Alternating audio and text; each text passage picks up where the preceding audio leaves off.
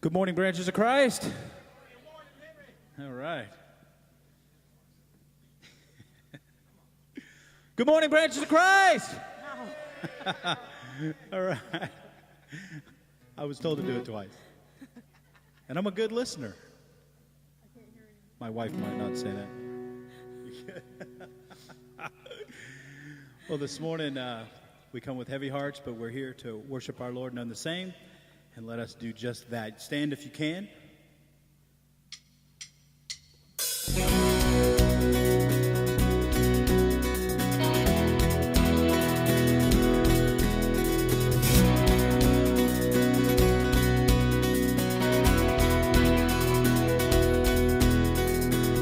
Standing here in your presence, thinking of the good things you have done, waiting here patiently, just to hear your still small voice again.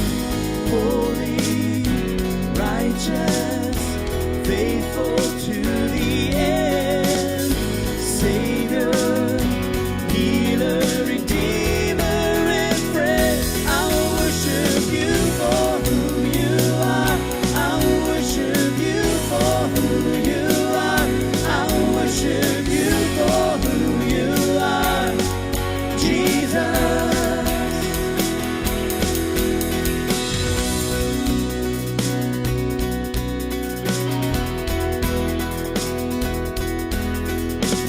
Standing here in your presence, thinking of the good things you have done, waiting here patiently, just to hear your still small voice again. Holy, righteous, faithful to the end, Savior, healer, redeemer, and friend. I will worship you for who you are. I will worship you for who you are.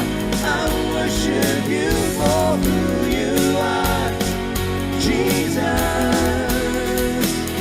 I will worship you for who you are. I will worship you for who you are. I will worship you for who you are, Jesus.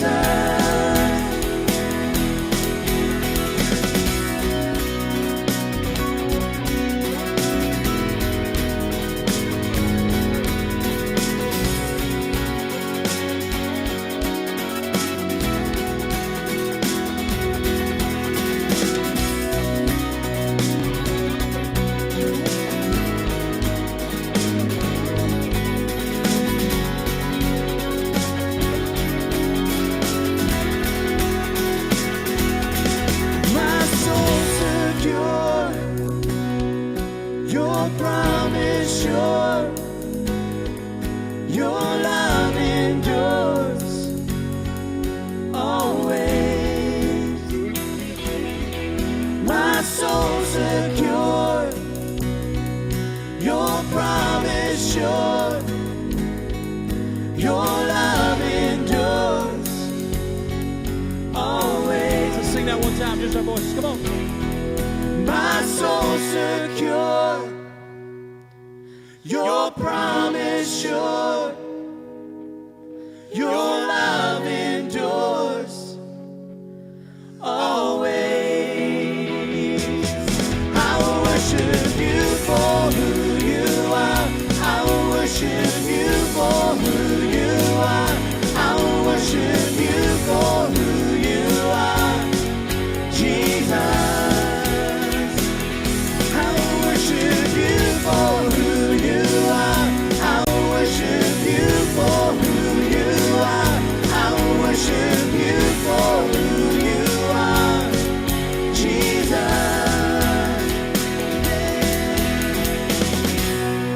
Amen.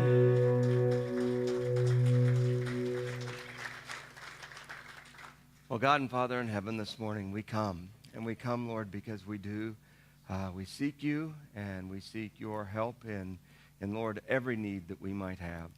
We come in defiance of what, Lord, when the scale tips and it seems to all be against us. And we come to you when, Lord, it's been a week that's just been, everything fell into place. But in the midst of all that's happened this week, dear God, we come in defiance of what the devil might do to overwhelm. And God, it is not with our energy, but it is in seeking you and our faith that is in you that you are secure. And God, we do pray that we would be able to lift you up. And we do pray, God, that we would be able to share and encourage one another today. And Lord, be encouraged by you and your word. And so we sing these songs, Lord, that might bring tears to our eyes, but we sing them in that defiance of being overcome. Because, Lord Jesus, you're the one that overcame the grave. And we give you thanks for that as we celebrate today in your name. Amen.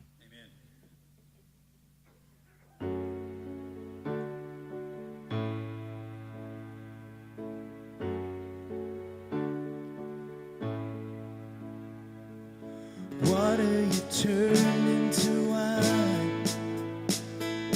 Open the eyes of the blind. There's no one like you. None like you. Into the darkness you shine. Out of the ashes we rise. There's no one like you, none like you.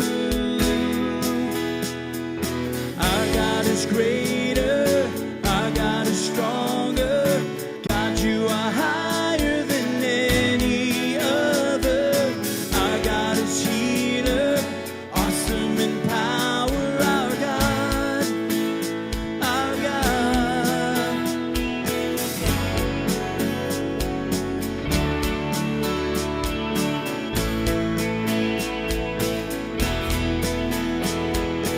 Into the darkness you shine. Out of the ashes we rise. There's no one like you. None like you. Our God is greater. Our God is stronger. God, you are higher than any other. Our God is healer, awesome in power. Our God is our God. Our God is greater. Our God is stronger. God, you are higher than any other. Our God is healer,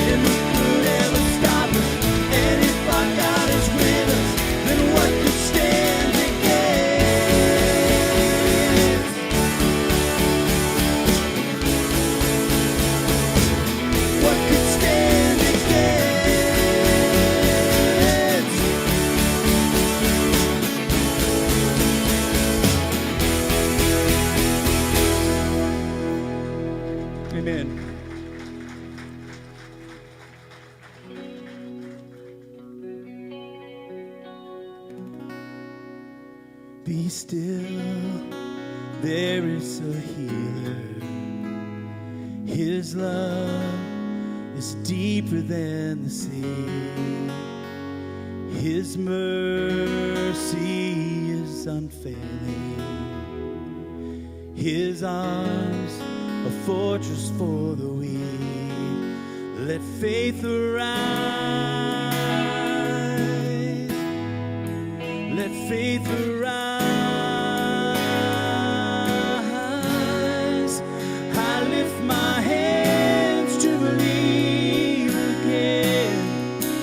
You are my refuge. You are my strength. As I pour out my heart, these things I remember.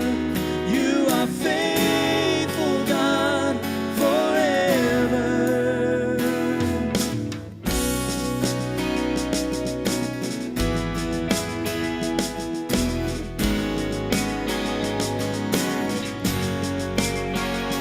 Be still, there is a river that flows from Calvary's tree,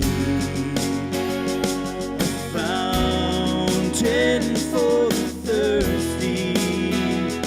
Your grace washes over me. Let faith arise. Let faith arise. I lift my hands to believe again. You are my refuge. You are my strength. As I pour out my heart, these things I remember. You are faithful, God, forever. I lift my hands to believe again.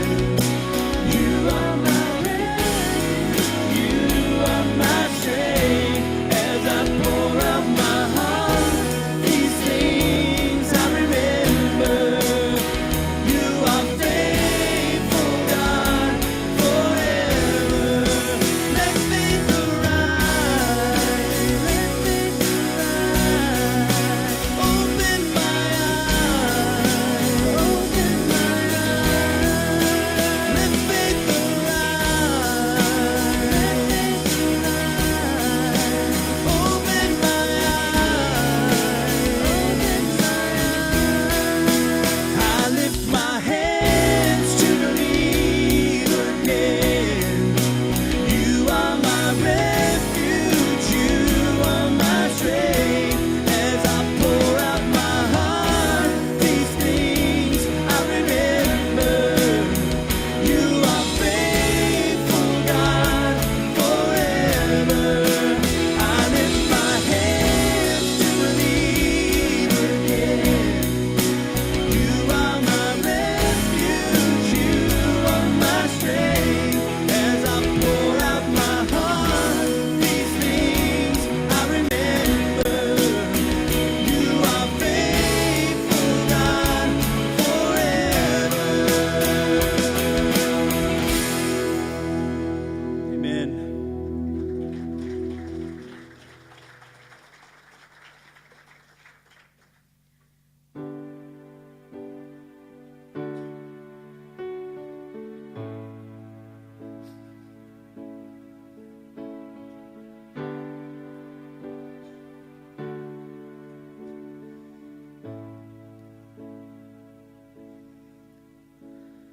You gave me hope. You made me whole at the cross.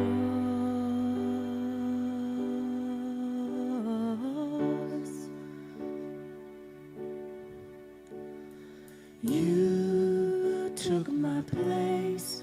You showed me grace at the cross where you died for me. And His glory appears like the light from the sun.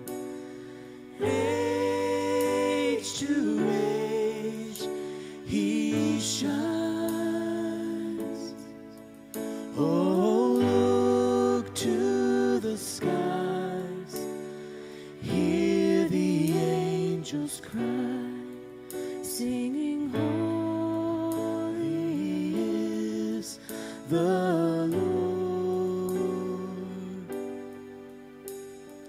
You gave me hope, you made me whole at the cross.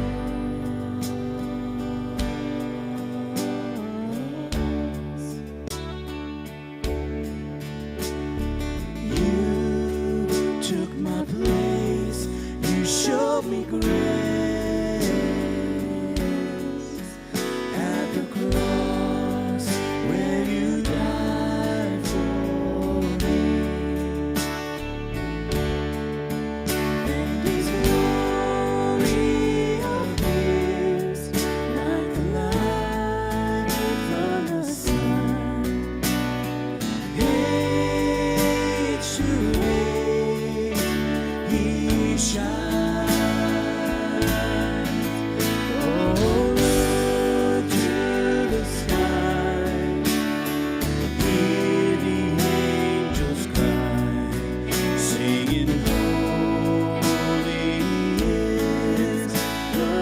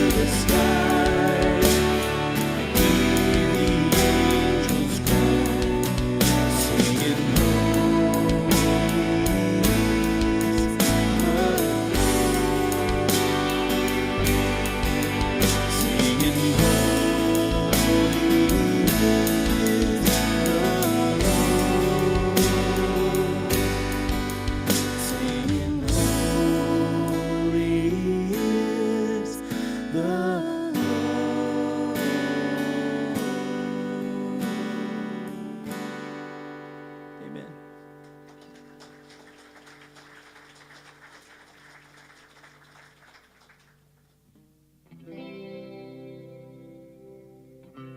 Blessed be your name in a land that is plentiful, where the streams of abundance flow. Blessed be your name. Blessed be your name when I'm found in the desert place, though I walk through the wilderness. Blessed be your name. Every blessing you pour out, I'll turn back to praise. When the darkness closes in, Lord, still I will say, blessed be the name of the Lord. Blessed be your name. Blessed be the name of the Lord. Blessed be your glorious name.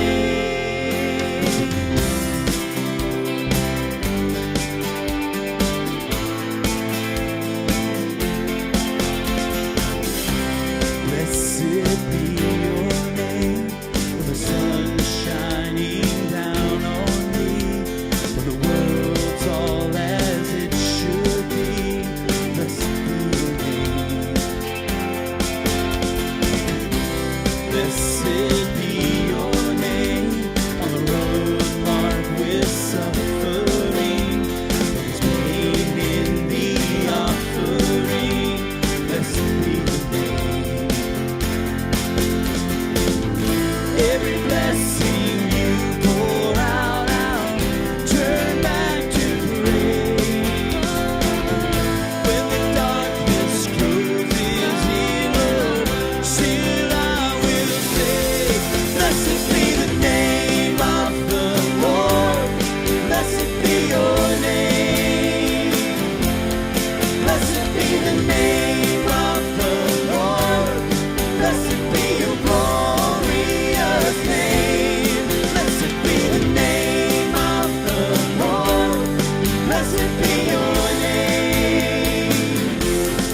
Blessed be the name of the Lord. Blessed be your glorious name. Every blessing you pour out, I'll turn back to praise. When the darkness closes in, Lord, still I will say, blessed be the name of the Lord. Blessed be your name, Jesus. Blessed be the name of the Lord. Blessed be your glorious name. Oh, blessed be the name of the Lord. Blessed be your name. Blessed be the name of the Lord. Blessed be your glorious name. You give and take away. You give and take away. My heart will choose to say, blessed be your name. You give and take away. You give and take away.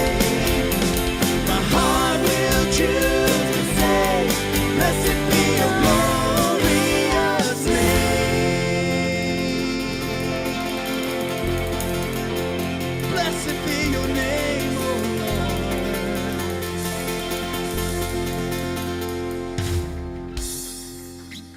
This is where we always ask you to hug and howdy and love on your neighbor, right here.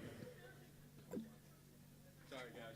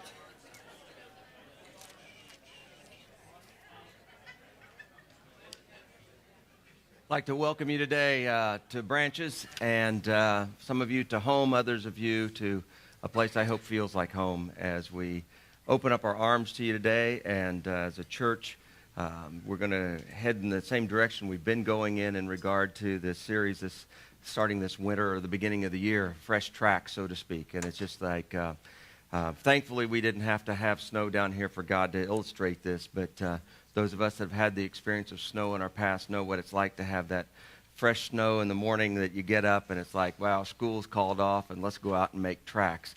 And my brothers and sisters and I used to just try to beat each other out the door. Whoever could get the different clothes on quick enough got out there, and they were the first ones to head in a direction. And those tracks would show up, and I remember Mom even watching from the kitchen window as she was looking out, seeing us play and actually getting along because we're focused on the snow and not each other. Until somebody threw the first snowball, then it all changed. But, you know, it was fun for a while. And that we have a new year that God's given us. And in this new year, we don't know what is yet to happen.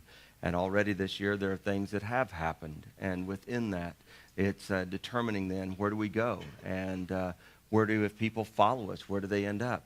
Feel it's pretty vital as a church, for me as a Christian, to re-examine, even as a preacher, to stop and look, and where am I?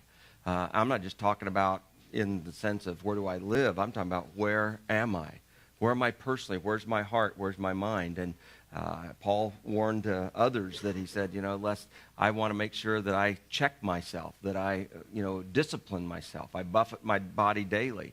And even though I've tried to buffet mine, he really means, I beat on it a little bit. I make it obedient to me so that it's my mind that's in control and not my emotions. And he said, lest after preaching Christ to others, I myself would be disqualified. The picture there isn't one of doom and gloom so much as it is one of just reality. That somebody even once said that the unlife or the unexamined life's just not worth living. And there are things that make us stop and examine. And as a church, I think that's one of the things. We get together so that we can stop and go, instead of presuming God's word and saying, I believe in the Bible, I believe in God, it makes us actually not only look at it, but it also lets it comfort us and bring something to us. David was the one that penned these words, and when we started that first Sunday this year on January the 6th, the Sunday that Jeremy was baptized, we looked at David in Psalm 51, and as he had gone through some grievous things, including murder, that it shares then what he faced, and it shares his petition back to God, and it shows what happens even as we stumble, as we fall, as we seek God. It shows him responding back to us and that need for clarity and openness of conscience and heart. But David also was the one, as a shepherd boy, as he was growing up, never lost track of it. It's what made him such a good king, was he treated his people like sheep that he understood needed help. It was the sheep that Jesus looked at and said he looked upon them and just was so broken, to tears, that they were like sheep without a shepherd. They were harassed and helpless. Here's what David had to say, and most of us are far familiar with this, but at times it really is meaningful. The Lord is my shepherd, I shall not be in want. Didn't mean I never need or want something, but the truth is my needs are met.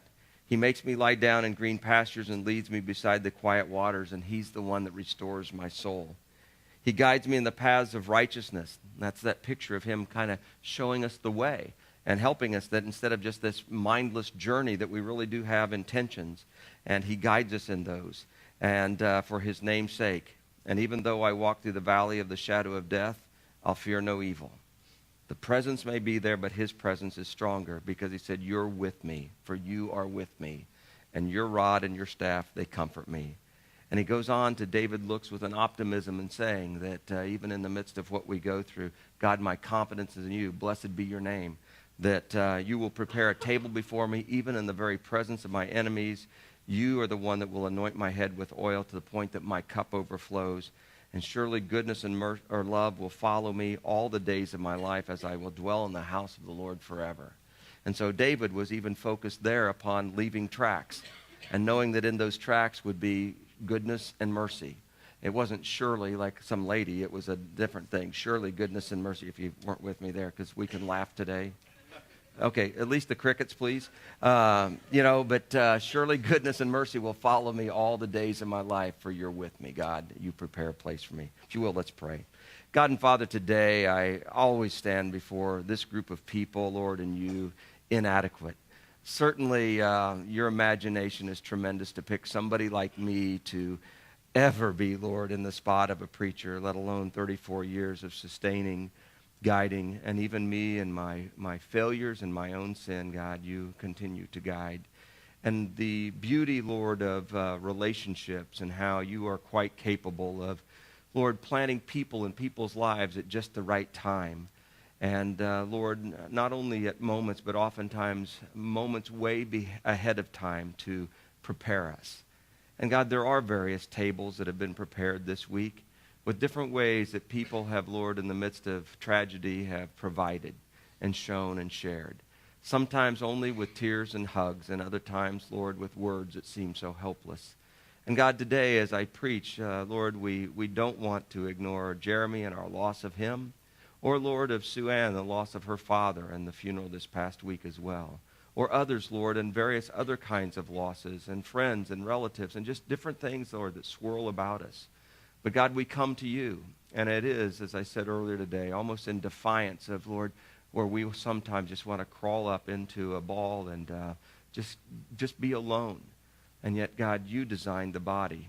You designed the body of Christ, your church. And, Lord, what a time for the church to shine. Not shining like some cathedral, Lord, that's ornamented, but rather instead shining as it really is, real human beings that because of the Spirit of God are no longer only human. That we can do, Lord, on your behalf and with your strength, divine things. And in that way today, I pray, God, that, Lord, for each one that's here, some unaware of other people and everything, because, God, we don't all know everything about everyone. But, God, I pray today that your message is still for everyone, and that, Lord, wherever we are, estranged from you or completely rebellious to you because we don't care, God, that doesn't make any difference. I'm thankful for people that have come, if nothing else, for others today, Lord. But I pray, God, as you know where each of us lives and dwells and the status of our heart, God, I just pray that I could speak your words so that each one that is here that wants to hear from you could hear something that they know wasn't from me, but it was from you. And so, God, today, thank you for David. Thank you, God, that he was this great king and a tremendous shepherd, and he slew Goliath. But, God, thank you that he was slain himself with his own emotions that got out of control. And, Lord, it's hard to believe we could adore a murderer, but he was. And I thank you that, Lord, that he was after your heart even after that happened, and you came back after his. And, Lord, today, so I pray that you would do some restoring of soul. And I give you thanks, Lord, that we can trust in you because I don't know what the rest of the world does in times like this. But, God, help us as a church to be on track, not just to presume we are, but to check ourselves. And as a church, God, that we would each look at ourselves because it is the weakest link deal. But might we all together, Lord, be joined together, even with our weaknesses, to become strengths, Lord, by your power and your might. God, speak to us today, I pray. And me too, Lord. And lift me and encourage me, direct me, correct me, God, I pray in Jesus' name. Amen. So the passage we've been looking at, those of you that followed us online and others of you that maybe haven't or you just showed up, that's cool because we're in Hebrews chapter 10. And here in Hebrews chapter 10, I feel like there's a real strong voice that's given to the church about how to get on track or back on track if you've fallen off. And it's, again, great to me words to begin the year with. And the title with the wets do something was a stuttering kid that I had in my life that would get so excited he didn't know how to spit it out or what to do, but it's just we got to do something. And so this passage in Hebrews 10, beginning in verse 19, is kind of a lettuce patch, you know, because there's a kind of a lot of lettuce going on here. And I do believe that it's important for us to realize that it's something that each of us need to do, and yet all of us need to do. So it is an us thing. It's just not me and the mouse I've got in my pocket. I don't have one, but it's not just that. It's each of us individually, and yet all of us collectively. These are words given to those of us that claim to be Christians, those of us that claim to have received Christ, and those of us that claim to be a part of a church. Now, we can be kind of somewhat, the phrase that's always used is by osmosis. And we can have our own personal thing, and that religion is really a private thing. And I'm not big on religion anyway, because I think it's a relationship that Jesus came to build. But we can each have our private little thing, and I'm okay with God where I'm at. But man, I'll tell you what, it can be a lonely life if that's where it stays. And the amazing thing is whether it's a building or whether it's the body, we wouldn't be here, and I couldn't be here if they hadn't been a calling that came from a group of people. I couldn't be here if there weren't those that sustained, and because of them joining together, that it's perpetuated. Buildings don't stay open on their own. Churches don't stay together on their own. Worship doesn't happen by itself. And even though there is a very private side, and all of us ought to be, myself included, certainly involved in worship when nobody's around, there's something about when everybody's around that it helps me to build up to be able to sing when nobody else is listening. And it's the songs that kind of go through my mind that pull me back out of what I might be thinking about. Because right now in our world, there's so many unstable things, so many unpredictable things, that it's real easy to become either disillusioned or completely discouraged. And God knew that. Jesus, when he left the church, when he left those apostles that had followed him and the other faithful ladies and group of people that were continually, supplementing his ministry, when he left them, he told them, he said, my peace I give you, my peace I leave you, but not like the world does. It was a different kind of peace. It wasn't a peace based upon that, we're bigger than all of our enemies and so they don't shoot at us anymore.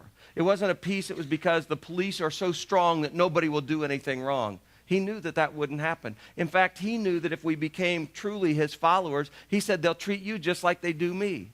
Paul went ahead to write later on to Timothy, who was a young guy in the preaching ministry, and he told him, he said, Timothy, I'm going to tell you, everyone that wants to live a godly life will be persecuted. You will go through times of absolute, attack. Some will be from people, some will be from people you know, and others from those you don't know. Some will be from those you feel the closest to. It can even be family, it can be friends. And he said, but I want to tell you, he said, it's going to go with the package. It's a part of the deal. And that's what happens if we do this solo religion thing, and it's just about me and God, we never begin to look at some of those things. I certainly, as much as I try to read the Bible, man, it's different when I'm with you. Wednesday nights are just tremendous because it's like, wow, it just creates this, and there's an element there that people want to hear and they want to know. But we look at things that, as we read through, we'd never see. I know if I'm seeing it, and I've studied and prepared, and there's still things that come out, but it's because of the hearts of the believer, and God's Spirit loves to stir in his church. He wants to stir us to action. He doesn't want to have to say, okay, it's time to do something. He wants us to go ahead and have to kind of throttle us back a little bit because of the stirring that goes on. And it can happen, but not if we're focused just on ourselves, and not if it's just about me and Jesus and nobody else. It's when it becomes that thing of like Jesus did. It could have been just about him, and he could have put himself on Holy Hill, say, if you want to receive something new, you come to me. But he didn't, did he? He left heaven to come to this earth. He left on this earth. He left Bethlehem, and he went ahead and continued circulating even within the enemy's territory of Samaria. Why? Because he loved people, and he knew that you have to bring it to them. He even went in the midst of his enemies, the Pharisees, the religious people that had it all together, and man, got right up there with them, and they were against him, and they're the ones that finally pushed Pilate, the politician, over the edge to where he said, just crucify him, then let's get these people off my back. You see how it works? So we either can do the solo thing, but the one thing about being so low is you'll be so low by yourself sometime too. Or we can break down that pride and the independence that we sometimes want to put off, and we can finally realize, no, man, God designed me to be interdependent. That's what we looked at last week when we were made in the image of God. He didn't need any of us, so why the crud would he mess with us? And some of you are such skeptics, you feel that that's all God is. He's up there being some kind of puppeteer, bringing things about in your life to aggravate you and to punish you. And it's not that way. That's the enemy speaking. But God, rather, instead, is trying to orchestrate things to bring coincidences along that are God incidences so that we cross paths with people that change our life. And we change theirs, all toward him. And so this passage about the church then I think is vital that we stop and look, because God knows what the church needs, and he knows he wanted it to be a nation, so to speak, but a body even greater, a body of people that would be together, that would have the common bond of our sin and sins forgiven by his blood, but now it becomes then we're the family of God with his Spirit, and we collectively join together so that we aren't overcome and overwhelmed in anything that would take place. But there will be those times. Most of you are very well aware, one of my favorite passages is the one of take heart. In this world, you'll have what? You got it. Why do I do that? Because it's important for me to remember that just because I become a Christian, I accept Jesus, doesn't mean that suddenly the gold path is there before me. It's not Wizard of Oz stuff, folks. It's reality. And he said, but take heart, I've overcome the world. In this world, you'll have trouble, but take heart, I've overcome the world. So as we look at this passage, we can begin to see what each of us are responsible for. And you can choose not to take responsibility. We know that happens all along. I grew up, as most of you know, in a farm family where, I sometimes I feel like I bore you with the stories of It was better than Walton's Mountain. It was Pettit's Plains. And because there were no hills in Illinois, it was flat as a rock. And, but I mean, Grandma and Grandpa that were married their whole life, my mom's grandma or my mom's mom and dad, my grandparents on the other side married their whole life. All of us lived within, 6 miles of each other. The Pettit clan, I mean, we were all within like 2 miles of one another, and even though there's farm ground in between, a little country store area called Burnside that had less than 100 people if you counted the dogs and the cats. And I mean, it was just nowheresville. And God knew that that's what I would need to ever find him. And that blows me away because some of you grow up in exactly the opposite of that.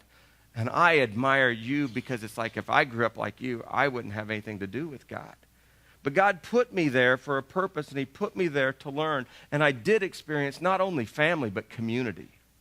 And I did watch as people would share because, you see, it wasn't like down here where you just see so many people, you just begin to ignore everybody. There you waved at everybody.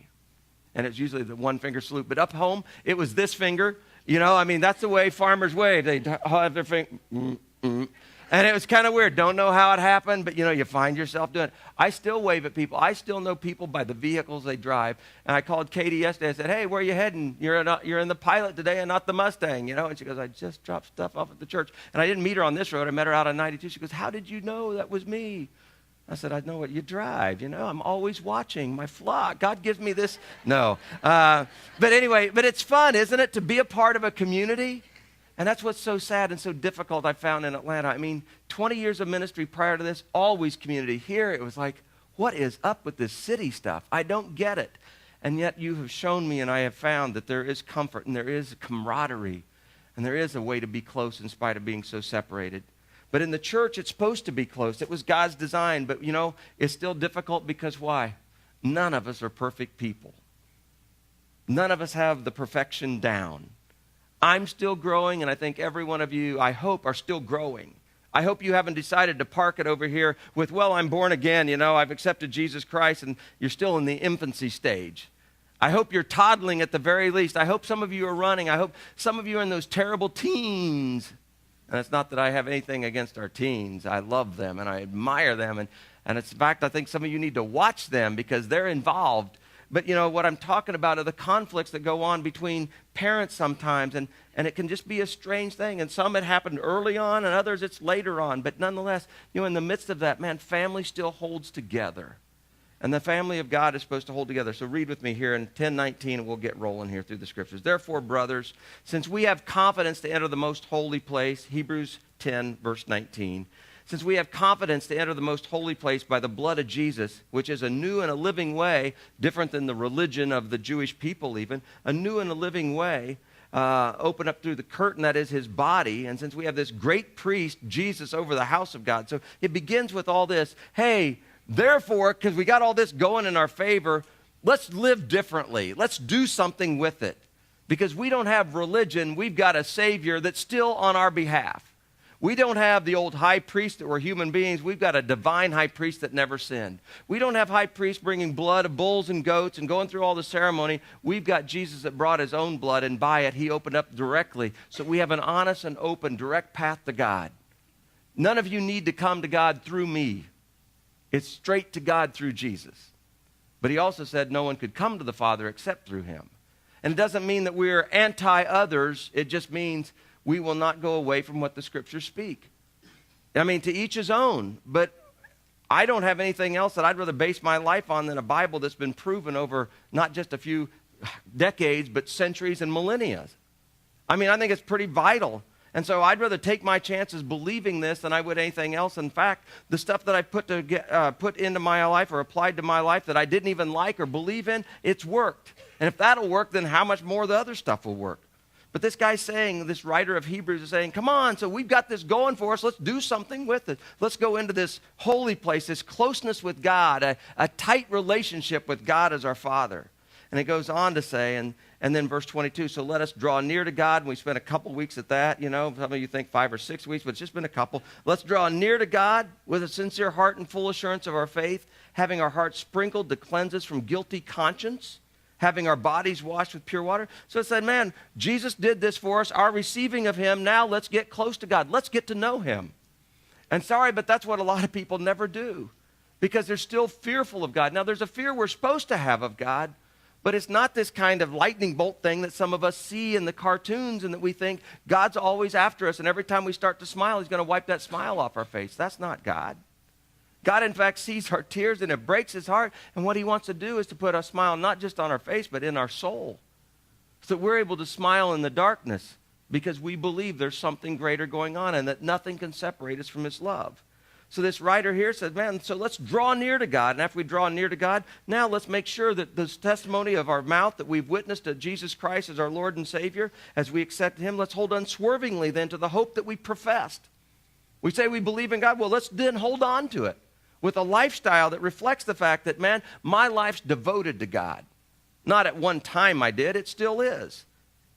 Let's hold unswervingly to the faith we profess. And why not? Because Jesus was faithful. In spite of the cross, in spite of the rejection of people, he still held true. And when he was in his darkest hour, he didn't speak out against the people, but rather instead he was convinced this was God's will being done. And that brings us then to this next verse, verse 24. And let us then consider how we may spur one another on. Let us consider. What's consider mean? Well, it comes, kind of along with what we taught with manners and everything to be what? Considerate. Meaning what? Meaning that when you see somebody, don't just take at face value. Don't, quote unquote, all these cliches, judge the book by its cover. Don't immediately react to somebody because, oh, you know what they've done, because none of us really do. But as we get to know, or as we take God's perspective even, man, one of the coolest things that we can do is, I call it shooting prayers.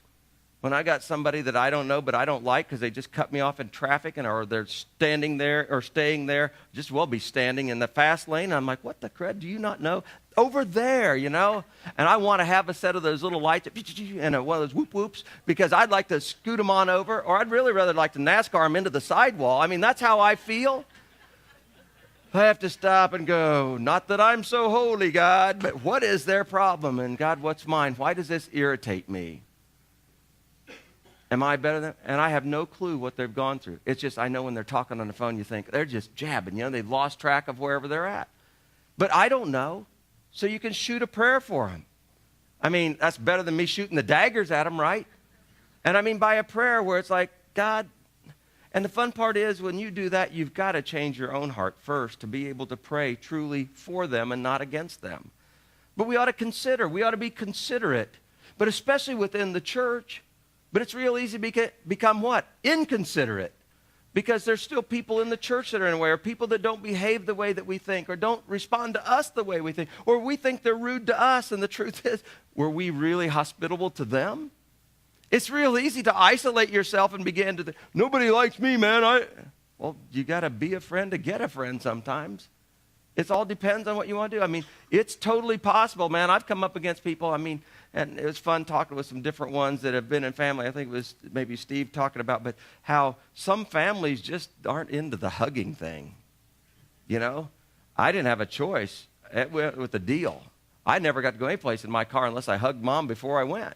And I bought my car, but I had to hug her, And it was that thing of obligatory, okay, Mom, and, then marry my wife, and she wants the same thing. I'm like, what the crud is this, God? Why can't I just go do what I want to do?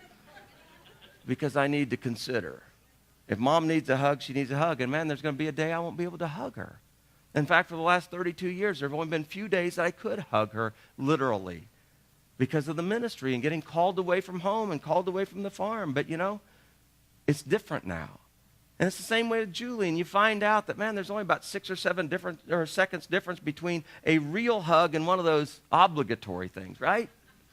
But, man, it's also funny because her mom and dad, well, not so much her dad, but her mom hugs me now, We hug. Around here, you don't get a choice, right? I mean, you scoot outside. I know some of you have gotten pretty good about it. I just don't need that hug thing, And I'm not Lester the molester, so, it's not from that. It's just, to me, we're on the same team. Hey, I watch football guys hug. Don't you? Well, why aren't we on the same team and let's win? Let's score for God.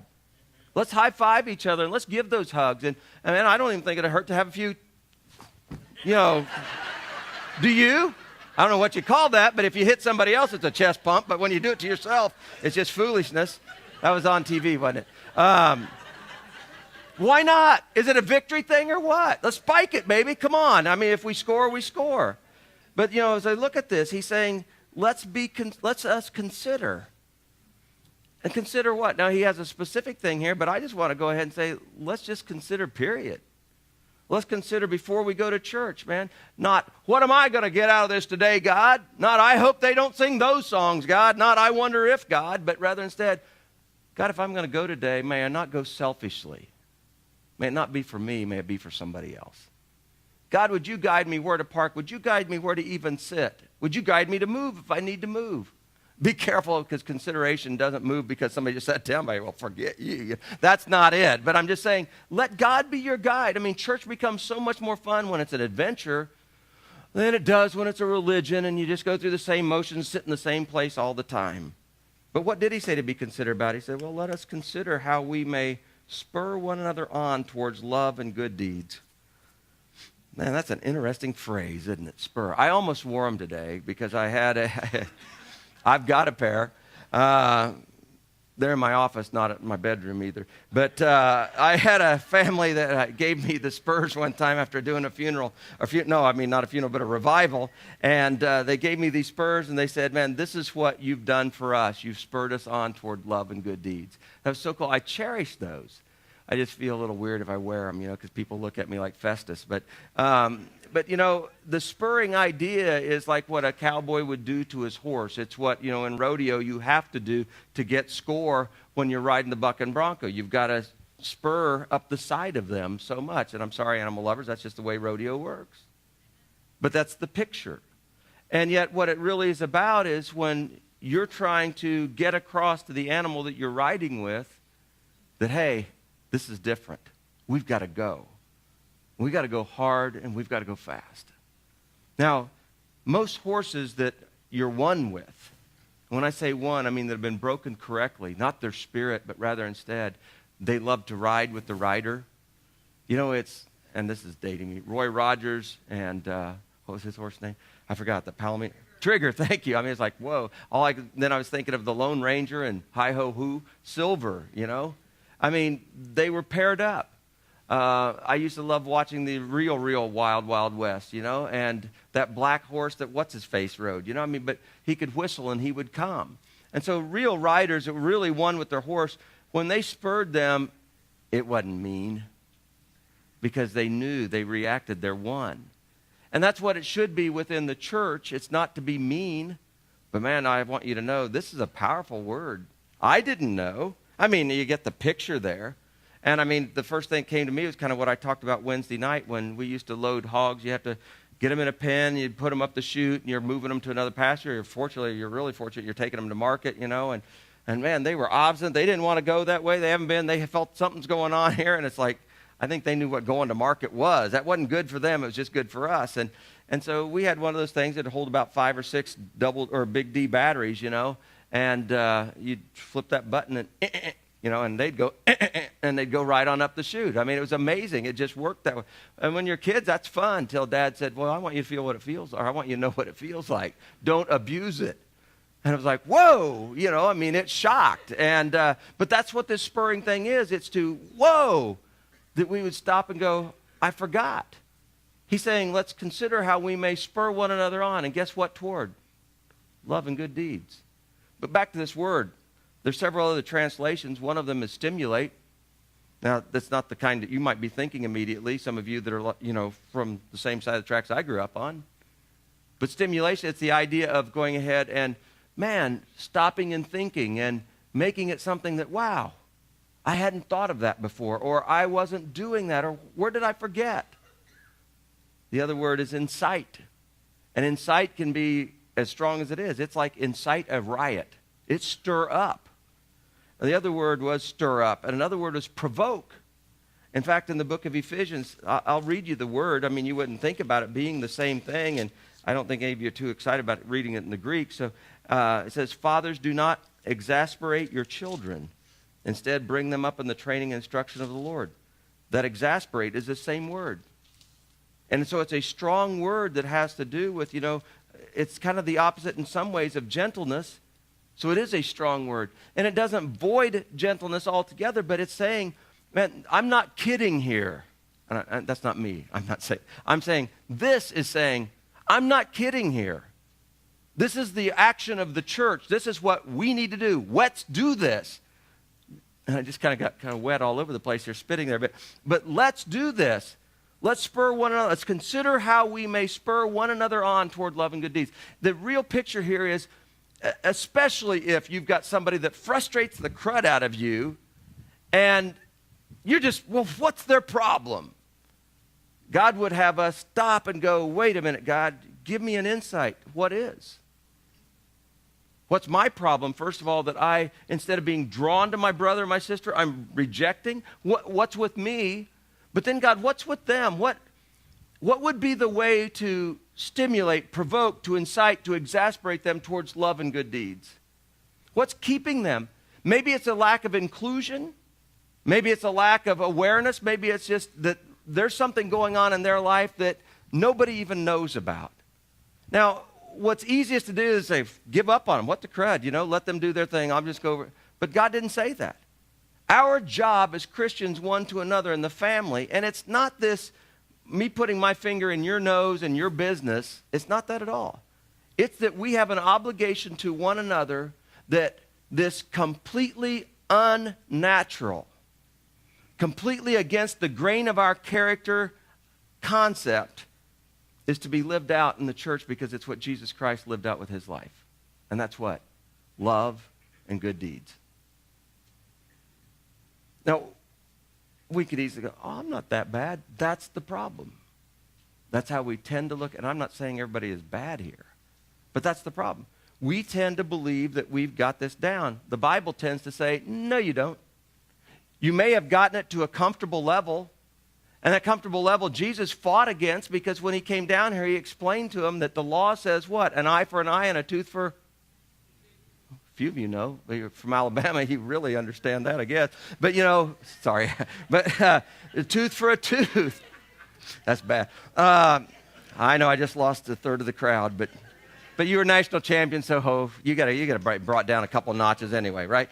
So, but Jesus said, I know you've been told this, but you don't understand. That may be a law that's good for society, but that's not the way the children of God operate. Because he said, I tell you what, turn the other cheek. Somebody strikes you. I tell you, strangely impress them with your opposite kind of behavior of what they would anticipate. It's natural to do good to those that what? Do good to you. It's unnatural to do good to those that do what? Harm or harshness toward you. And yet we're supposed to be the people that do respond in a godly manner. But man, I'm telling you, it's ingrained in us not to. And that's why in these passages, it's no different than what we've learned in our marriage advances that, are so vital that we stop and comprehend, is that the reason that Paul had to write to the church underneath the inspiration of the Spirit on behalf of God was so that husbands that are Christians would be so outstandingly different than those that aren't. He had to write to the husband. He said, husbands, love your wives. And he told us how far. Like Christ loved the church to die for her to make her look good. Why did he have to say that? Because it's not natural. Guys don't love. Oh, we romantically, but we don't love. Love the unconditional kind, love the no matter what. It's not natural for us. So we have to be commanded. We have to be exhorted. We have to be stimulated or provoked to stop and do it, because it's so far beyond you. And isn't that what love is doing something that's not really natural? It's beyond you. Wives, it's the other way around. And he had to go ahead and say, and wives, submit or respect your husbands in the Lord. Respect them. Not because they're so godly, but because you're in the Lord. So you respect them, you submit to them, you shock them. Because it's not natural, is it, wives, to just automatically go ahead and do that, especially if you're not being loved? And that Emmer Egeritz, or whatever his name is, sorry I'm mispronouncing, but he wrote a series, Love and Respect, very, very good. But he talks about the vicious cycle. Wives don't get the love that they anticipate, so they don't get the respect. Well, husbands don't get the respect, so they don't get the love. And the next thing you create is a tornado. And he said, but it's beautiful when you turn it the other way around. When husbands, you start loving your wives that way, the good ones will turn around and come around and they'll go ahead and go, man, I so respect you. And the husbands go, wow, she's not been that way. That just makes me love you even more. And she goes, I feel so loved, man. What do you want? What can I do for you? And the next thing he's going is, man, you're just so cool. What can I do for you? And he said, one brings the storm and the other brings peace. What do we want? I mean, it's common sense, isn't it? But it's not natural. And if it's that way within marriage, why not within the church? Because let's face it, none of us before church, and I'm not talking this church or whatever, but before Christ, none of us when we were BC, I mean, were any of us perfect? I mean, outside of our own mind and imaginations? Crud, no. We're fallible human beings. It's why I tell you, my rule of living is I deserve hell. I just don't anticipate too much because I earned it. I bought the ticket and punched the ticket. I've lived the life. I deserve hell. And it's only by the grace of God that I don't have to experience it.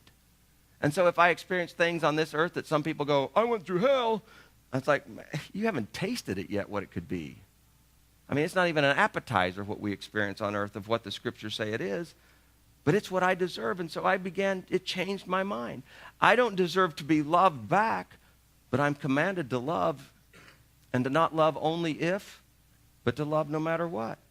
So this strong word of stimulating, inciting, stirring up, provoking, shocking. Man, the writer wasn't just going, oh, I don't know what else of the word to use. He's picking a word that seriously says that as the church, we need to seriously, in our consideration, figure out ways that we can stimulate, we can enhance people's ability and desire to love and good deeds. And the love is, in fact, the love that's the kind that Jesus had, that isn't the I love you because of, it's the I love you no matter what. It's the part that, just with my personal experience with Jeremy, it's the part that I couldn't get him convinced of. That our love wasn't mine, the families, all the people that this week, it had nothing to do with his performance. But all he could see was his failure. And he couldn't begin to believe. Fortunately, I've had a lot of the people here at the church, especially in their guys group, going, man, why couldn't we do more? His people at work, why didn't we do more? It's that helpless feeling of, but that's why it's vital that we push each other to love and good deeds, because we give up, don't we? Part of it's comfort, ease. Part of it's that fact of, well, I mean, who am I? And you're a Christian. You're part of the church. What would have happened 3 weeks ago following his baptism if he'd have got 2 calls a day from this church? Hey, Jeremy, I don't even know you, but what can I do for you? I'm praying for you. Could it have changed something? We'll never know. And I'm not blaming. I'm just saying, so who else is in our midst? Who else is a part of our body that you've never gotten, I don't know who they are. Whose fault's that? It's a matter of desire, folks. It's a matter of, has God ordained us as a church to get to know each other? I believe so. I believe it's a direct attack of Satan himself to keep us from knowing each other, keep us from caring. And that's why it has to be written that it's a strong word, so I incite you. And I'm not saying that to you, I'm saying that to myself. To love and good deeds, because I know it's easier for me to love people I like than it is those I don't like or don't understand. I know that it's vital to look at people and go, they're an odd duck. And I am too. We're just in different flocks, but now God's put us together, so I just want to get to know my brother odd duck. Because without them, I'm not going to be complete. And God designed, there's something that they have for me and I have for them. And that's the beauty of what God's done, is he created us, folks, for each other. And so this says, so let us consider. And so I want to encourage you every day this week, at least once a day, to consider and ask God, who should I be considerate of? And who is there that I could stimulate to love and good deeds by my own love and good deeds? And that's the amazing thing about it, is to prompt somebody else for it. It causes you to do it. And I want to pat you on the back here because I have been so proud of this church this week. But I hope we can keep it up. And that we don't have to have a crisis to prove and to show. But I also want you all to know, and I think I can say on behalf of Paul and Kathy, if you choose to just come to attend a service, and I know physically many of you can't, but if that's all you do, that's good, but what's great? It's when you're a part of a group. Am I right? It's the ladies' Bible study. It's the guys' group on Monday night. It's the part that we don't dress up a bunch for church around here, but it's the part of us when we're real and raw, that the pretenses and the pretensions are taken off. And I know some of you just don't need it. Keep lying to yourself and tell God that he doesn't know what he's talking about. The idea was for fellowship. If you go back, and I don't have time this morning, but maybe next week, you go back and read in Acts chapter 2. I'm taking time. I'm sorry.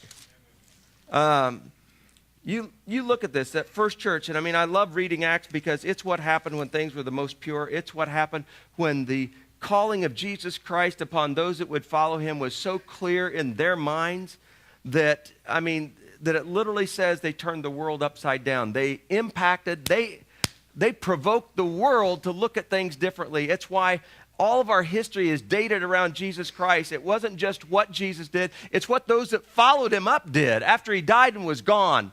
They proved by their living for this dead guy that they really believed not only did he rise from the dead, but he's coming back to get them. And they lived in such a way that no matter how much torture might be cast upon them, they weren't giving up. And it lasted that way for centuries. We've heard about the Christians being thrown to the lions. You know why? Because the Romans that believed in multiple gods couldn't stand those stupid people that believed in only one God and one Lord and one Savior. And they wouldn't relent from that. They stood on that there is only one. And so anything that didn't go right, they blamed because you're not appeasing all the gods. But in this, it's a cool story. It starts with Peter and these guys. Everybody thinking they're drunk. And it goes from there to him preaching to them, and we'll go on by it. But I want you to go on down here to verse 38. This is pretty cool, or 37, because this kind of leads into it. I want you to see what happened on that day. So we've got the 12, 11 minus Judas. So we've got really the 11, but they brought in another guy after reading and praying, and they brought him in to take Judas's place. And what they went on to do then was these apostles then got together, and they stayed in prayer because Jesus had given them one marching order. He said, you go back to Jerusalem and you wait for power from on high.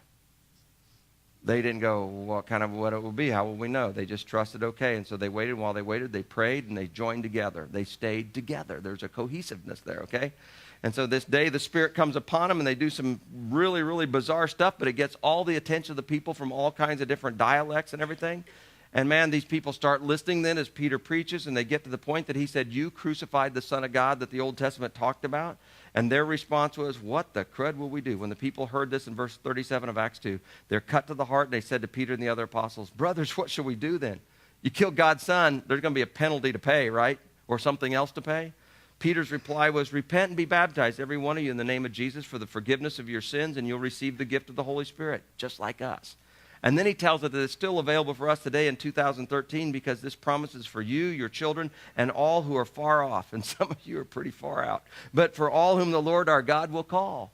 For all of us, it's still the same promise. So with many other words, he warned them, he pleaded with them, he tried to stimulate them on to action. He said, save yourselves from this corrupt generation. Those that accepted the message, those that heard what was said and believed in their heart, they were baptized, and about 3,000 were added to their number that day. What a flip, 3,000 people. Notice then what they did, and this is where it gets good. So these new believers, look what they did. Look how the church stayed the church, because they devoted themselves to the apostles' teaching, which is just the reading of the Word of God. It's looking at it and letting it look at you. They devoted themselves to the fellowship. What's that? That's the people. That's those that have something in common.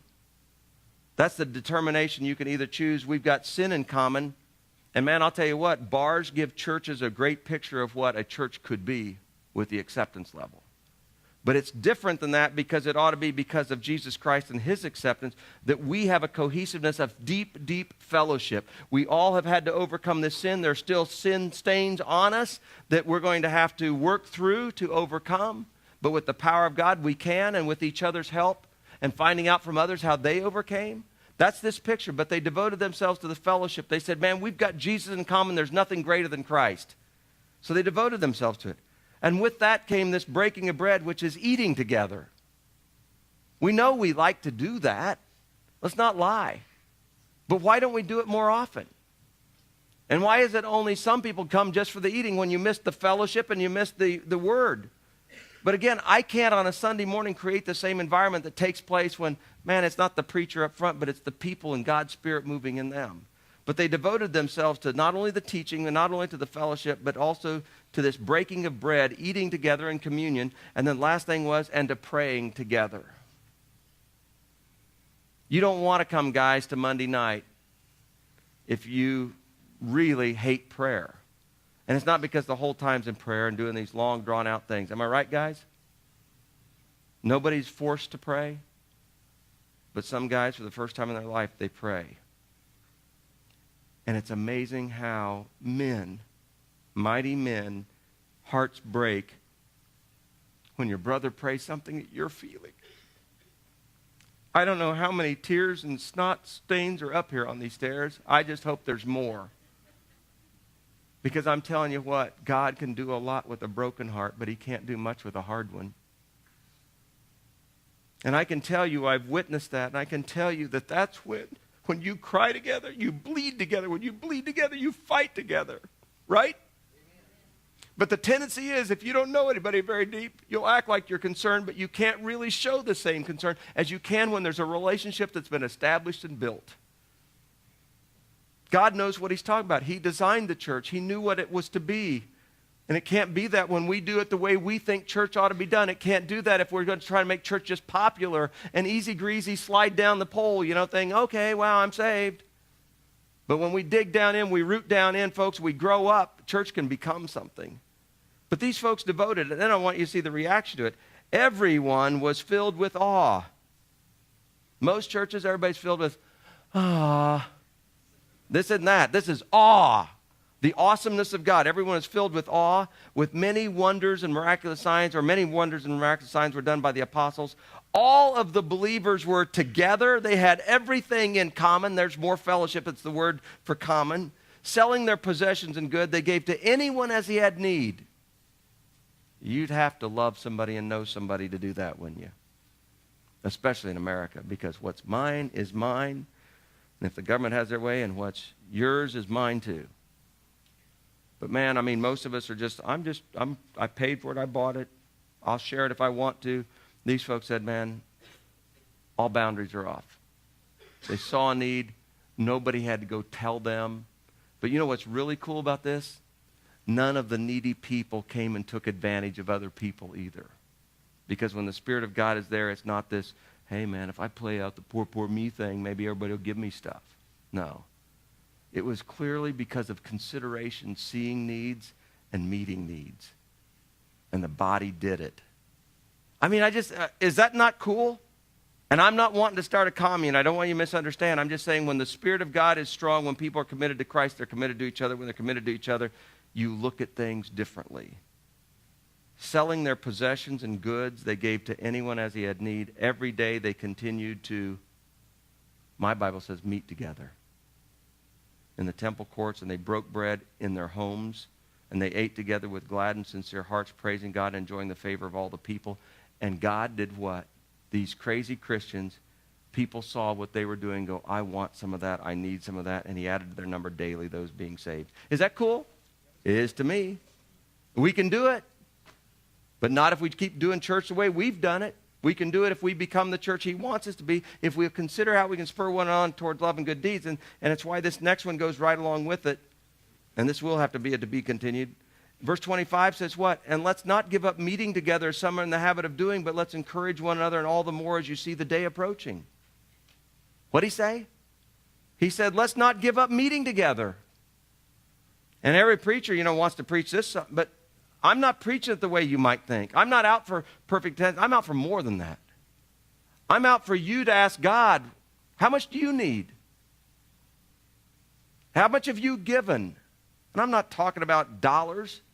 I mean of yourself. Will any of you really be able to stand before Jesus Christ and confirm to him the sacrifices you made for somebody else? Outside of moms and dads, I'm talking about towards somebody that you wouldn't have even known if it hadn't been for Christ. Because you see, that's the stuff, folks, that we've got to trust. That's what faith is about, is believing I can take somebody that I don't know that's a stranger, insignificant, or I can take somebody I kind of know, and I can choose to invest in them or ignore them. But there is no such thing. Once you've seen them, you are accountable. And you see, most people, the reason they don't come to church is because they don't think they need it. But shame on you. Ask God if somebody else needs you. I don't believe all of you need more sermons, but most of us need to be involved in the body more than we are. We need to be giving of ourselves because you really do care deep down in, and that's what makes you at times like this week go, oh, I don't know what to do, because you don't even know. You feel the sympathy and the empathy, but you don't know what to do, and it's why some of us are so clueless, because we're not connected. And that's exactly what the devil wants us to be, is disconnected. To pretend we all go to the same church, but I don't know them. I mean, it's one of the advantages we've got being a church our size. We can get to know each other. But it shouldn't be because I look at it and go, man, I think I can get something out of you. It ought to be because I'm looking at God and saying, God, you've given me everything. What can I give back on your behalf to somebody else? Because it's, again, not natural to have this godly agape kind of love. It's not natural to do good deeds unless we're doing it to be seen. But it's very godly to do like Jesus Christ, who came to what? Not be served, but to serve. I mean, if we're claiming to be Christians, what we're claiming is my life is not only in Christ, it's like Christ. And I will spend the rest of my life trying to be more and more like Christ. Not because I got some Messiah complex, but because I look at his life and I see the humbleness with which he walked. I see the way he continued to serve, even disciples that weren't worth serving. And I see the way that he took the beating and took the cross and he didn't back down from it. Man, what a Savior. Because I tell you what, you die in that way. I mean, is there anybody that's ever read about Mother Teresa that could go, oh, well, big deal, she was nuts? Not me. I look at her life and I go, oh, man, I choose to be with the lepers. Come on, you've done that long enough. Come on, we want a better place. No, I want to be here. I'd rather die with these people. I'm sure she's going to be embarrassed before Jesus, isn't she? Don't think so. I'm sure there's going to be some counsel up there going, she was nuts, God, sorry. No, I don't think so. But I'm afraid that some of us aren't going to be really thrilled, and I'm not saying you're going to get kicked out of heaven. I'm just going to say some of you aren't going to have anything to show for all that Jesus did for you. And see, that's the one thing, because we go empty-handed, right? Naked I came, naked I'll leave. I brought nothing in, I'll take nothing out. Blessed be the name of the Lord, Job says. So when you get there, what are you going to give Jesus, your Lord and your Savior? The only thing we can give him is what we sent on ahead, which is the love and the good deeds, the things that we did because of our faith in him, not because of our convenience, not because we like somebody. No, it's the ones that we didn't like and we did something for that count for God, because that's the way Jesus worked. And I'm just here to say, I'm tired of playing church. If we're going to claim to be the church and be Christians, let's be it. I'd rather have a dozen of you that are the dirty dozen that are ready to go, elbows out, than I would a bunch of people faking it. They turned it upside down. 12 people flipped it. And we can too. But not if we do it as a church of convenience. Not if we do it because it's my church and I'll go when I want. But it's going to happen when we devote ourselves and we go when we don't want. I don't like going Monday nights till I get there. And I've never come to a Monday night guys group and left going, that was a waste of time. Nor have I had anybody who comes on a Wednesday night say it was a waste of time. I'm just saying, folks, why will we stay in the rut when we have a chance to do something different? Why would we trust Jesus Christ with our eternal life and we won't trust him with our everyday life? I don't have an answer other than because we never thought about it. And that's why the Bible is written in such a way, so let's consider. Let's be considerate. What can we do with our life? As Henry comes up in the worship team, cool book that somebody gave me for Christmas. I know who it was, and I don't want to embarrass him by saying who. It's called The Noticer. Strange deal. And I wouldn't have read the thing, but they gave it to us also knowing me. Julie would read it, and I would just go ahead and listen to it. So they gave it to us on CD. And man, we got to go through a whole book up and back to Illinois for Christmas. And early on in the stages of it, there's this guy that's got a bum life. I mean, just nothing's gone right. He's alone. He's living underneath a bridge, and the story takes place over here in Alabama at the corner down there, or where Florida and Alabama meet, Gulf Shores area type of thing. And so he's staying there. He's smart enough to not be in Chicago in the wintertime. You know, he's down there at least where it's a chance to be a little bit warmer. And this guy had, not because it was convenient, but this guy went ahead to this guy that's just known as Jones, never given a first name. He went out of his way, noticed this guy, and invested in his life by talking with him.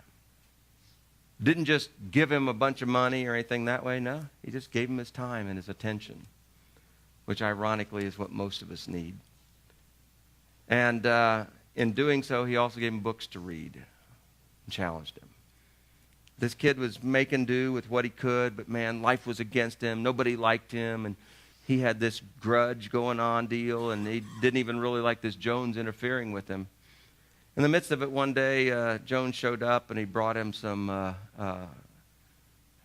those sardines and a little bit of bread, and also some Vienna sausages. Close to tofu in my book. You know, it's like that piece they call pork and beans. It was a piece of fat that was in those beans. Man, don't tell me that's pork. But nonetheless, so I mean, it's just like, I shiver when I read this thing. He says, "What are you eating?" he asked this kid. And he said, "And where are you eating it?" Seeing that I was now more confused than ever, or seeing that I was now, this Jones is talking to him, and the kid's responding back, saying that I was more confused than ever. He added gently, "It's not a trick, just answer the question." So this kid says, I raised my eyebrows and said, "Well," I held up my hands and said, "I still don't know what you're getting at." He said, "I guess." He said, "No, don't just guess, tell me." He said, "Okay, I'm eating sardines and Vienna sausages." "Where?" He goes, "In the sand." Jones smiled and he said, "I thought so." Then he said, "I thought so. Well," I said it again, "I thought so." He said, "Well, the books will help, but I believe that I can help you as well." "Jones," I said, shaking my head, "what are you talking about?" He said, "Your vision, my boy, your vision. It's incredibly cloudy at the moment, but I'm certain we can clear a pathway for your head to your heart and your heart into your future." I was frustrated but curious, so I said, "I still don't understand." And Jones then put his hand on my shoulder and said, "I know you don't. That's consideration. I know you don't, and I wouldn't expect you to understand." And he leaned even closer to me because he said, "You lack perspective." He laughed at the expression on my face, but continued. He said, "Young man, you see only the sand at your feet and what you're eating that you wish was something else." Now listen to this, because it's pretty close to this and what Jesus did for us. He said, "You only see this the sand at your feet and what you're eating, and you wish it was something else." And I just want to encourage you today, what did you come to see, and what were you wishing for? He said, "I don't tell you this as a rebuke. You are very ordinary, normal in your views. Most people are just like you. They're disgusted with themselves for what they are, what they eat, and what they drive. Most of us will never stop to think that there are quite literally millions in this world who lack our blessings and our opportunities. They have no food to eat at all and no hope of ever owning a car. The situation in which you find yourself is fraught with difficulty. Yes, it is. But he said it's also piled high with benefits." Jones paused to ponder a thought, narrowed his eyes, and he said, "Here for you, young man, is a law of the universe, one of many to be sure, but the one that is especially applicable to your life at the present. And so here it is. Remember, whatever you focus upon increases. Whatever you focus on increases." The kid said, I frowned, trying to grasp the meaning of his words. Fortunately, Jones didn't leave me hanging. "When you focus on things you need," he went on to explain, "you'll find those needs increasing." He said, "If you concentrate your thoughts on what you don't have, you'll soon be concentrating on other things that you'd forgotten that you don't have. And you'll feel even worse. If you set your mind on loss, you're more likely to continue to lose. But a grateful perspective brings happiness and abundance into a person's life." Want me to repeat that? A grateful perspective brings happiness and abundance into a person's life. Jones saw the doubt on my face. He put his cans aside, shifted his body to face me directly. He said, "Consider this. We are happy and enthusiastic." He said, "Other people enjoy being around us." True? Kid goes, I guess. He said, no guesses. He said, when we're happy and enthusiastic, don't other people enjoy being around us, yes or no? And he goes, well, of course. He said, and knowing that one's opportunities and encouragement come from people, what happens to a person every time, or a person that everyone enjoys being around? I was beginning to catch on. I said, that person gets more opportunities and more encouragement. Now catch what he said. If people enjoy being around you, it increases the opportunities and the encouragement. If you're not worth being around, it decreases them. And it's all with how you think. He said, that's correct. And what happens to a life filled with opportunities and encouragement? As I opened my mouth to speak, the old man answered for me. A life is filled with opportunities and encouragement. It finds more and more opportunities and encouragement. Success becomes inevitable. Seeing the hope and the new understanding of the expression, Jones held up a finger. He said, I must caution you, however, he said, the opposite of this principle is true as well. When a person is negative, complaining, disagreeable, other people stay away. And that person receives less encouragement and fewer opportunities. You getting it? And this kid says, things get worse and worse. He paused, Jones paused for a moment to let the truth of that last realization sink in. Then he offered a plan of action. He said, so how does one become a person with whom other people want to be around? Let me make you a suggestion. Ask yourself a question every day. What is it about me that other people would change if they could? That's consideration. Thinking for a moment, I had a question of my own. I said, Jones, what if I get answers about something I don't want to change? The old man tittered and replied, the question wasn't about you in the first place. The question was, what would other people change about you if they could? Sensing my uncertainty, explained. He said, look, my son, I'm not saying you should live your life according to the whims of others. I'm simply pointing out, if you're to become a person of influence, if you want people to believe the things you believe or buy what you're selling, then others must at least be comfortable around you. A successful life has a great deal to do with perspective. And he said, if you think about what you have, he said, right now we have surf and turf on an oceanside beach. And why not? Because it tastes better when we do that. And the devil doesn't want you to envision anything better. He wants us to be selfish and independent and not risk for the slight chance that we might experience rejection or failure. But you know what? You've already lost if that's the way you do. And a lot of people have come and gone from all kinds of different churches because some of them didn't invest and some churches didn't give back. I want to be a church that we give back because we don't come to church for ourselves. We come for him and to see what we might do to encourage one another towards love and good deeds. If you will, stand with me and respond as God leads you, please.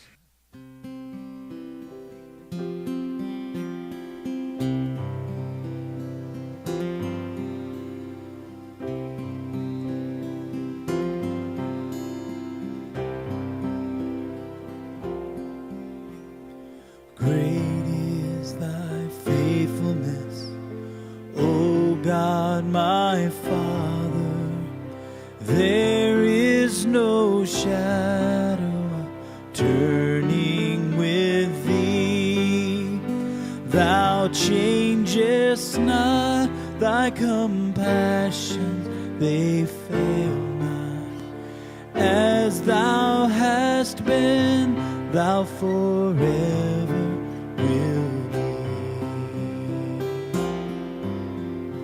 Great is thy faithfulness, great is thy faithfulness. Morning by morning, new mercies I see. All I have needed, thy hand hath provided. Great is thy faithfulness, Lord, unto thee.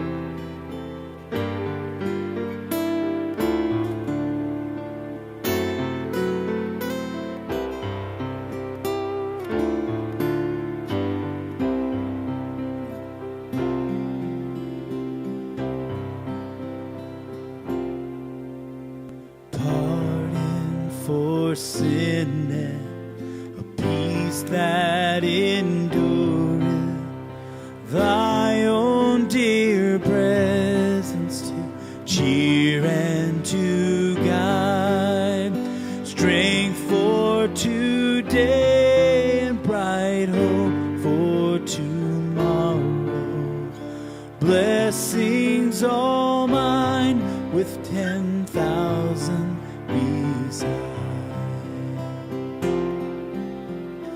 Great is thy faithfulness, great is thy faithfulness, morning by morning, new mercies I see. All I have needed, thy hand hath provided. Great is thy faithfulness, great is thy faithfulness, great is thy faithfulness, Lord, unto me.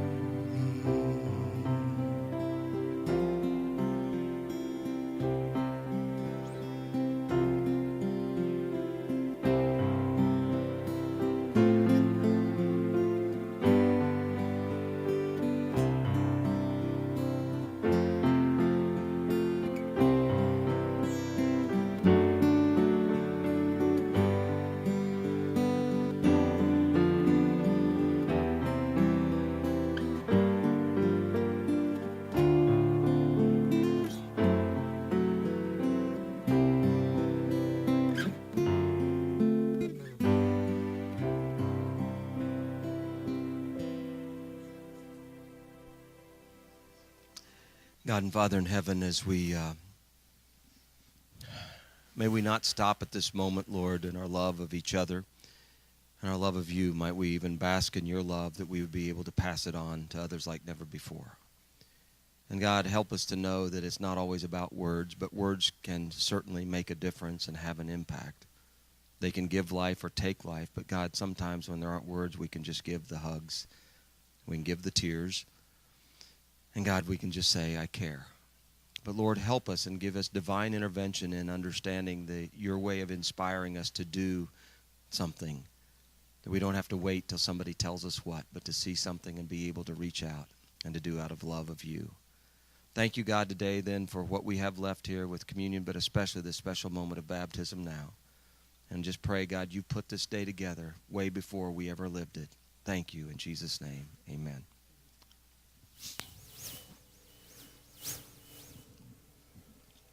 Okay, Ashley.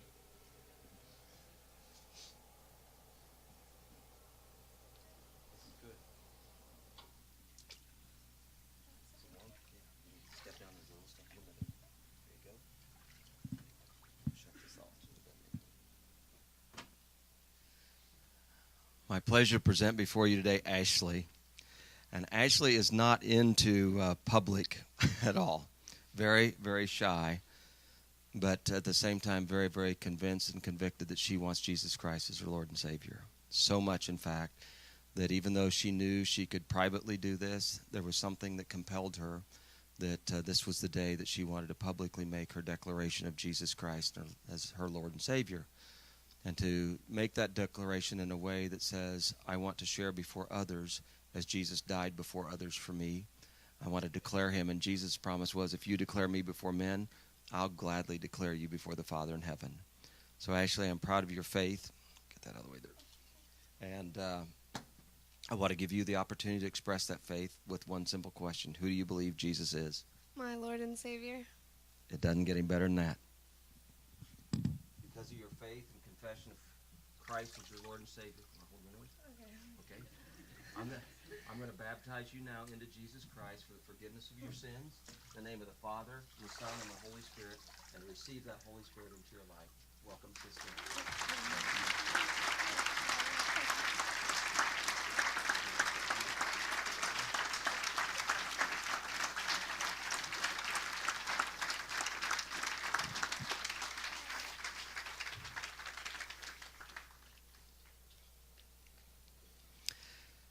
We as a church share each week with communion, and we're going to offer it to you today. a communion that Ashley will quickly join us in as well, a communion that is about what Jesus did and is something that he told those that followed him. He said, do this in remembrance of me. That can mean a couple of different things. On one part, it can remember, do this because you remember me. As kind of an outward statement and a conviction and a confession to the world. And Paul even says that elsewhere. He wrote to the Corinthians, he said, whenever we do this, we shout to the world, or we proclaim to the world Christ's death, burial, and resurrection. We saw it witnessed as she, in her confession of Christ, the symbolic dying to herself but rising up, the resurrection that will also be fulfilled even when our bodies are put in the grave and Jesus comes back to get us. And so it's really cool that way, but it's also we can do this because we remember him. We can do this because we don't want to forget. We never want to minimize that work that Christ did on the cross on my behalf. Because you see, it is a personal thing. If I'd have been the only one with one sin, he'd have died for me. But I'm not the only one, and I didn't have just one sin. But he died and he paid for all those sins. Didn't just wipe them away, paid for them to take them away. He redeemed us. And so we celebrate communion to remember Christ did walk on this earth in a body, which the little piece of bread will represent. And as we take it in, that we would remember that even its symbolism is huge because it was from a piece of wheat that was ground up and crushed, like what we crushed his body. Even though we weren't there, our sins did. And then to remember his blood in the cup that he poured out for us, that he spilled, that he could have tried to come up with a substitute and even prayed, God, if there's a different way around this or different timing, please. But he became convinced this was the way that God wanted to do it, and it was. And so even it comes from the grape that's been squeezed, just like Jesus was. But it poured out his blood to pay for our sin. All of it based upon this old law that just seems impossible, and it was impossible. The only thing the law could do was make us feel utterly sinful. But what Jesus Christ came to do was not only remove the sin, but to remove the guilt as well. I want you to know as a church that we're not about living a guilty life. We were and are in the sense other than Jesus has taken that away. Don't let Satan impose that upon you. But where we are guilty, literally, we need to confess, get over it, and go on, right? Pull together with others so that we overcome. And today we offer communion to everyone that's here. This isn't for members of our church. It's members of the body of Christ. But we don't force it on anybody, so it's your choice to partake as you wish, okay? Father and God, we ask your blessing upon these, that they be more than symbols. But Christ, your body, your blood, and that we would not forget you were intentional with every part of it. You didn't hover above the earth and mesmerize us from being in outer space and talking to us. You came down and became one of us, and you spent 30-some years of your life with us so that you could both share and tell us about what you had in store, but also, Lord, so that you could now go back to heaven to, as a human, represent us to God, our faithful high priest. Thank you, Jesus, for opening the way up from us to you.